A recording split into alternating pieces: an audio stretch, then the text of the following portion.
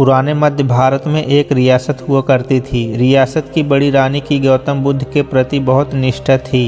उस रियासत के महाराज देवराज की दो रानियां सुरुचि और सुनिधि थी और देवराज की पहली पत्नी सुरुचि थी, जिसका स्वभाव किसी साध्वी की तरह था। वो गौतम बुद्ध को अपना आराध्य मानती थी और उनके बताए मार्ग पर चलने की कोशिश करती थी। उनके साथ उनका बेटा वीर भी खेलता रहता, लेकिन देवराज का पूरा ध्यान अपनी दूसरी पत्नी सुनिधि के ऊपर ही रहता। वह देखने में बहुत ज़्यादा सुंदर थी। इसी खूबसूरती की विलासिता में महाराज खोए रहते। राजमहल की ज़्यादातर तमाम सुख सुविधाएं दूसरी पत्नी सुनिधि और उसके बेटे सुमंत को ही मिला करती। दोनों ही पत्नियों के राज दुलारों की खिलखिलाहट से पूरा महल जगमग रहता। रियासत के लोगों को भी पता चल चुका था कि उन्हें होने वाला राजकुमार मिल चुका है। राज्य के लोग अक्सर सोचा करते कि भविष्य में राजगद्दी पर कौन बैठेगा, तो इस पर ज़्यादातर लोगों का मत तो सुरुचि के पुत्र वीर के ऊपर ही था कि भविष्य के राजा वही होंगे, क्योंकि धर्म और नीति के अनुसार बड़े पुत्र को ही राजगद्दी मिलनी चाहिए। लेकिन समय की लकीरों में कुछ और ही मंजूर था। देवराज की पहली पत्नी सुरुचि का स्वभाव बड़ा शांत और न्याय संगत था। वो न्याय धर्म और बौद्ध धर्म की बातें किए करती। माँ की संगत पाकर बेटा वीर भी उसी स्वभाव का हो गया था। वीर अब बड़ा हो रहा था। उसका स्वभाव ऐसा हो गया कि उसे जो भी मिलता वो माँ की तरह संतोष कर लेता। समय का चक्र चलता है और एक दिन रियासत का दरबार सजा हुआ था। उसी दिन भावी राजकुमार के नाम की घोषणा भी की जानी थी।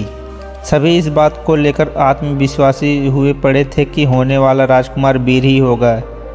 महाराज अपनी पत्नी सुनिधि के साथ सिंहासन पर बैठे थे। महाराज छोटे बेटे सुमंत को दुलार रहे थे। वहीं वीर अपनी माँ सुरुचि के साथ दरबार में बैठा हुआ था।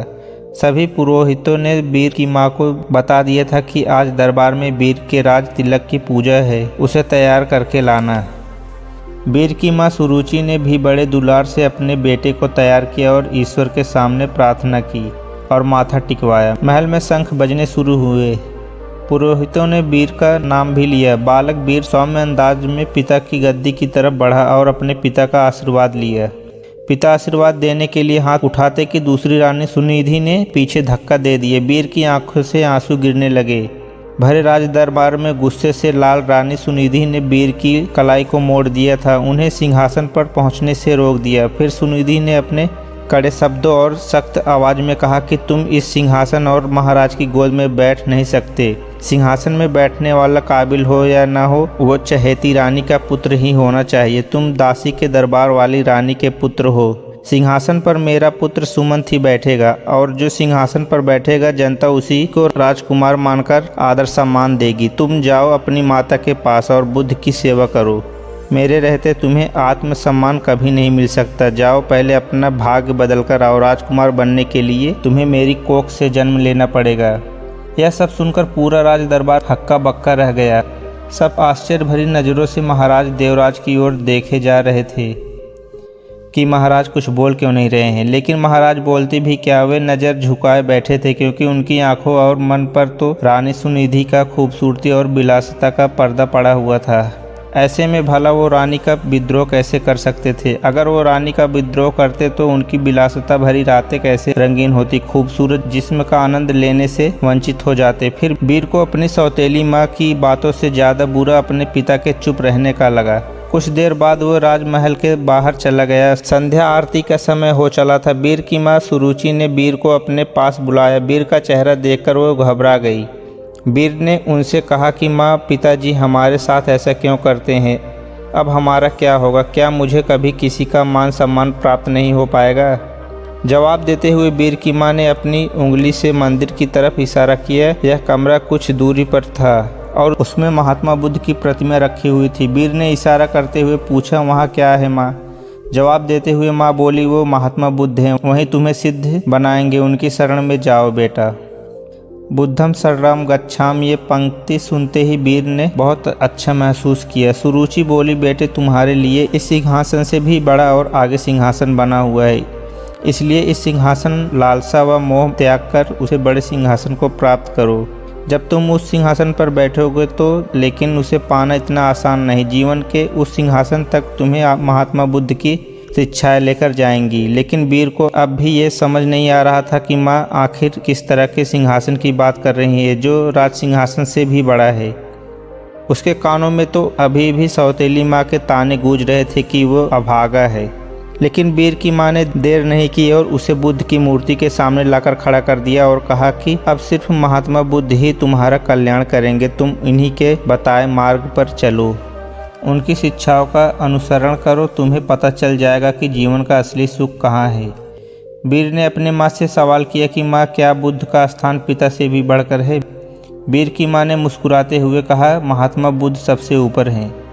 माँ की इस बात से वीर ने प्रेरित होकर कहा, माँ, अब से मैं बुद्ध की गोद में बैठूंगा, उन्हीं के बताए मार्ग पर विचारों का पालन करूंगा, मैं कठिन से कठिन साधना करके उन्हें प्रसन्न करूंगा, इनकी शिक्षाओं को अपने जीवन में उतारूंगा। वीर ने बड़े ही निश्चय से कहा कि देख लेना माँ, एक दिन बुद्ध मुझे अपनी गोद में जरूर बैठाएंगे। रानी सुरुचि अपने बेटे की इस मासूम बातों को सुनकर हैरान थी। माँ ने वीर को गोद में उठाया और कहा कि पूरे मन से बुद्ध की बातों का अनुसरण करो। वीर भी गोद से उतरते हुए जवाब दिए कि आज से मेरे आराध्य बुद्ध हो गए हैं। कुछ ही दिन वीर बुद्ध की रोजाना नियम बुद्ध उपासना करता हुआ ध्यान मग्न होने लगा। वीर अब राजमहल छोड़ने का फैसला कर लिया। जो लड़का कल तक अपनी माँ के पल्लू में छिपा घूमता था, वो आज महल छोड़कर जंगल में जाने का फैसला ले रहा है। इतने बड़े फैसले और जीवन परिवर्तन से सभी हैरान थे और माँ को भी चिंता हो रही थी। माता को प्रणाम कर वीर अब बुद्ध ज्ञान लेने जंगल की ओर निकल गया। महाराज देवराज को भी अपनी गलती का एहसास होने लगा, लेकिन वह अब भी कुछ न कर पाए। वीर बुद्धम शरणं गच्छामि शब्दों का निरंतर जाप करता हुआ अपने पथ पर निकल गया। कोसों दूर पहुँचने के बाद वीर की मुलाकात एक बौद्ध भिक्षु से हुई। वो एक कुटिया में रहा करते थे, वहाँ उनके कुछ शिष्य भी थे। वीर ने बौद्ध भिक्षु से आज्ञा मांगा और कहा कि मुझे बुद्ध से मिलना है। इसके जवाब में बौद्ध भिक्षु ने महात्मा की कहानी बताते हुए कहा कि खुद को जान लेना ही बुद्ध को जान लेना है। लेकिन फिर भी वीर ने बुद्ध से मिलने की जिद नहीं छोड़ी। तब बौद्ध भिक्षु ने कहा, तुम अभी आराम करो, मैं कल सुबह तुमसे बात करूंगा। पूरी रात गुजर गई और वीर बुद्धम शरणं गच्छामि का जाप करता रहा। सुबह हुई तो वीर ने बौद्ध भिक्षु से फिर सवाल किया। भिक्षु ने जवाब दिया, अभी मेरी एक अंगूठी खो गई है, उसमें मेरी जान बसती थी, उसे खोज दो, फिर तुम्हें बुद्ध से मिलवाता हूँ। वीर पूरे मन से उस अंगूठी को खोजने में लग गया। सुबह से रात हो गई लेकिन अंगूठी नहीं मिली। फिर बौद्ध भिक्षु ने वीर को दिया लेने के लिए कुटिया के अंदर भेजा। वहाँ पहुँचकर वीर ने देखा कि अंगूठी तो अंदर ही संभाल कर रखी हुई थी। यह दृश्य देखकर वीर को बहुत दुख हुआ। उसने बौद्ध भिक्षु से कहा कि जब आपने अंगूठी को अंदर ही रखा हुआ था तो आपने मुझे बाहर क्यों तलाश करवाया? इसका जवाब देते हुए बौद्ध भिक्षु बोले, ठीक इसी तरह बुद्ध भगवान भी तुम्हारे अंदर विराजमान है, फिर भी तुम उन्हें बाहर क्यों खोज रहे हो? खुद को मोह, माया, सम्मान, लालच, क्रोध, क्रूरता, ईर्ष्या जैसे भावनाओं से मुक्त कर दो। किसी की बातों का बुरा मानना, क्रोध करना और किसी भी प्रकार लालच मन से त्याग दो। बस इतना ही करना, फिर देखना बुद्ध तुम्हें तुम्हारे अंदर ही मिल जाएंगे। इसके बाद वीर जब यह भी समझ गए कि बुद्ध एक साधारण पुरुष से कैसे महात्मा बुद्ध बने थे, तब इसका उनके मन पर बहुत प्रभाव हुआ।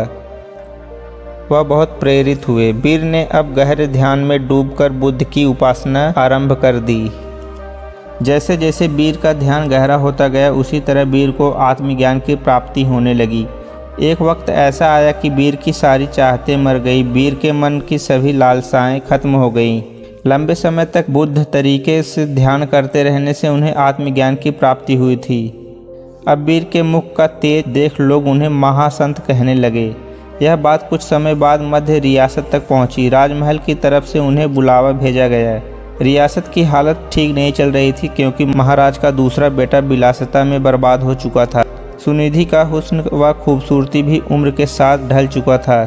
एक दिन आया बौद्ध भिक्षु के रूप में वीर राजमहल में कदम रखा। प्रजा की आंखों में आंसू भी थे और सम्मान भी। महाराज और सुनिधि हाथ जोड़कर पछतावे के आंसू रो रहे थे।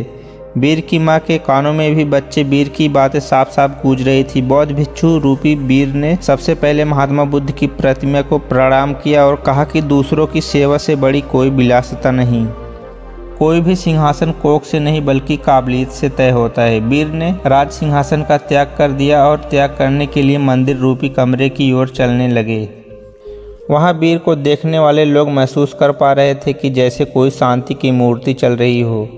बुद्ध की शरण में जाकर एक साधारण सा बालक वीर सिद्ध पुरुष बनकर लौटा था। दक्षिण भारत में आज भी यह कहा जाता है कि वीर को बुद्ध मंदिर की ओर जाते देखा था, सबने पर वापस आते कभी नहीं देखा गया। जब मंदिर के भीतर गए तो वहां बस भिक्षु वस्त्र ही मिले थे। कहा जाता है वह सिद्ध हो चुके थे, उन्होंने बुद्ध की शरणों में शरण ले ली थी। इस कहानी से हमें सीखने को मिलता है कि कर्म भाग्य से कहीं बड़ा होता है, परिस्थितियों को बदल देने की क्षमता रखता है। ईश्वर सभी के अंदर होते हैं, इसी का खोज स्वयं में करें। ईश्वर की मौजूदगी का एहसास जरूर होगा। तो मिलते हैं अगले वीडियो में।